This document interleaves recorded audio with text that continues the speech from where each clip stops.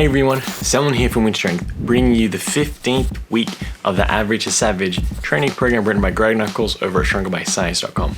Like usual, I'll leave links below in the description, so make sure to check out the program as well as the Stronger by Science website. Highly lean on those resources, especially with anything that relates to strength and hypertrophy. So the 15th week is the beginning of the end of the program. With each phase, I personally decided to introduce different movements each phase. You don't have to do that, you can if you want. Again, the program is very flexible, so you can kind of tailor it to your own needs, your own training goals, and your own scheduling as well. We did change again from a 3-day-a-week training frequency to 4-day-a-week training frequency this week. So make sure to check out the phase 2 review, kind of a midweek review of the program right here, so you can see how progress and performance changed for phase 2 of the program. So this third phase is very similar to the first phase of training. We reintroduced some movements that I performed way back when at the start of the program, and we're also increasing the training frequency to 4 days a week. I dropped that down to 3 days a week during the second phase, and we're back up to 4 days. So a couple of other things that I did. The program is very flexible, as I mentioned before, not just with the amount of days you can train, but with how you set up each exercise within the program. So I did drop down a couple of the sets within the program. So instead of doing 4 sets, I dropped down a couple to 3 sets a week, just to play around to see how that affects my training outcomes and how that affects the weights that I'm using. I was curious to see if we drop down that volume by a little bit and we increase weights, to see how that's going to affect performance over the next 6 weeks. Again, more of an experimental reasoning to doing it. No real reason other than I wanted to see what will happen. Here are the new exercise that I'm doing this week compared with what I did in phase 2, and then also with what we performed in phase 1. So a couple of new movements thrown in there, and a lot of old movements reintroduced there, just because I do like those movements, and I do like to have breaks in between. Apart from the big compound movements, all the little accessory movements kind of mix around just to get different variety, mainly to keep that mental excitement and enjoyment with the program there. Don't really want to stagnate mentally with the program. That's the great thing with having such flexibility with the training structure. Being able to enjoy each and every workout is kind of something that I think a lot of people undervalue. Not enjoying exercising shouldn't stop you from exercising. I think you should pick the movements that you enjoy the most, but cycle those in with some of the movements that'll help address your weaknesses. But there's always going to be those movements that we enjoy and we overdo, so definitely kind of have to balance that, obviously. But if overall you're enjoying the program, I think that's going to be a great way to start. So what I'll do is I'll throw over to some training footage over the week, and you'll be able to see how some of the movements panned out. So starting off here with the Z press, I think this has a much better carryover to the overhead press than, say, push press does, just because we are eliminating any momentum from the legs and some hip drive there, purely focus on building shoulders, as well as keeping that core braced and tight and maintained there. Definitely, I think it's a better option to pick for hypertrophy. That's why we kind of went back to this as a movement. Again, focusing on keeping those hamstrings down. Here we have some block pulls, not necessarily the best hypertrophy movement for the deadlift, just because we are shortening that range of movement. Kind of goes counter to increased time under tension and increased volume. But I do think it'll lead nicely being the last phase. I think this will lead nicely into the next macro cycle, which would be a strength-focused phase there. So I think a good on-ramping for some of the movements, not necessarily optimal for hypertrophy. If this was probably the first phase, again, I didn't do block pulls in the first phase. I think the deficit serves you a lot better as a movement for hypertrophy, just because you do get that increased range of motion and obviously increased time under tension.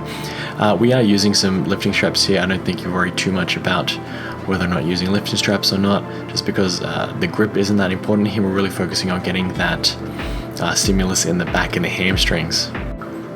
Next movement here, we have the overhead press, strict overhead press with the extreme knee sleeves by Barbell. Check out the description below. The overhead press is growing quite nicely. You can see my core and hips are a lot more stable than they have been in the past. There's a little bit of shaking, but definitely not as pronounced as it was in previous months of training. So staying focused on building that overhead press has definitely helped, and making sure the rest of my body can keep up with the strength of my shoulders and my arms in the overhead press is something that I've been working on and trying to continue to progress on. Moving on here to the good morning with the SS yoke barbell.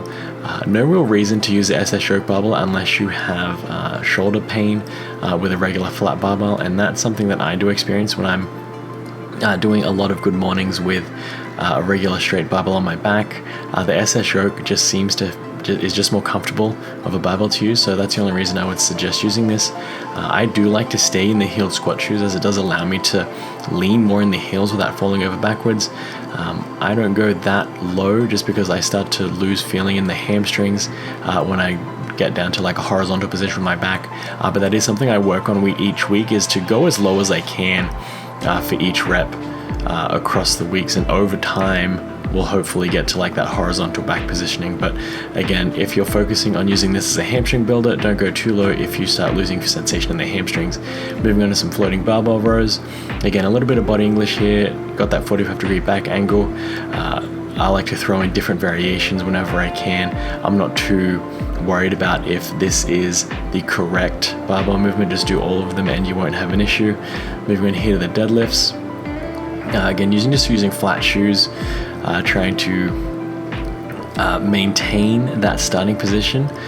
You can notice the barbell when I do start, there is the tiniest bit of nudge of the shins on the barbell, which I'm trying to eliminate, and that just comes down to me starting off with more vertical shin angle in the future, so something to work on there. I am using lifter straps, again, not too worried about grip because we train grip directly other ways.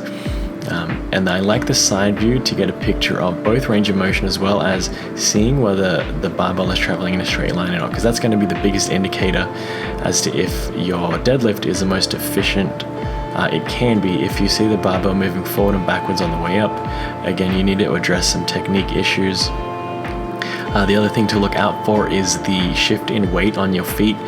You can see that my feet aren't completely balanced. I'll come from my toes to my heels over the course of the lift, and that's just something, again, is going to compound with the shins hitting that barbell at the start of the pull there. So again, some technical issues you need to work on. I need to work on there, but that happens over time, and with the high rep deadlifts, that is definitely helping. It is slowly getting better over the course of the last couple of phases and last couple of months of training. Moving on now to the feet up bench press. This will be the only bench press variety included this training phase. I like the feet up bench press as it is a mechanical disadvantage lift. You're not able to use any leg drive at all, so it'll reduce how much weight I can use, which should help mitigate any shoulder pain issues. Again, with that straight barbell back squat, I haven't had any shoulder issues, and I'm really not wanting to take that chance. So moving on to the Atlas stones, and I was able to grab some tacky, just some level 2 grade tacky, nothing crazy there, and it does really make a huge difference in picking up these Atlas stones. It allows you to really focus on picking up the stone rather than trying to hold the stone. I know it's a weird minor nuance there, but if you are going to be picking up stones in the future, highly recommend getting with tacky. It does change the way you lift. It's a night and day difference there. We just stuck with the 185-pound stone there just to get used to that tacky. Here we are wrapping up the week with some pause squats with the SS yoke barbell. I did do a quick video outlining how I like to do the pause squats, so make sure to check that out. But I'm not using the SSB for any other reason than it's comfortable, and I'm wanting to just add that SSB variety again. For the first phase, my main squat was with the SS yoke barbell, and I really enjoyed how that affected my squat. So accessory squats this phase are going to be with the SS yoke barbell. It's really comfortable there with the pause as well. Make sure to maintain that pause as long as possible. I am using the flat soled shoe here, so I'm not really sticking with that angled shoe, just to get, again, a different angle variety and just add a little bit more variance in the lifting for this week. So that'll wrap up the 15th week of training with the Average to Savage training program. Again, check out Stronger by Science, and make sure to tune in next week so you can see how that 16th week of training will go.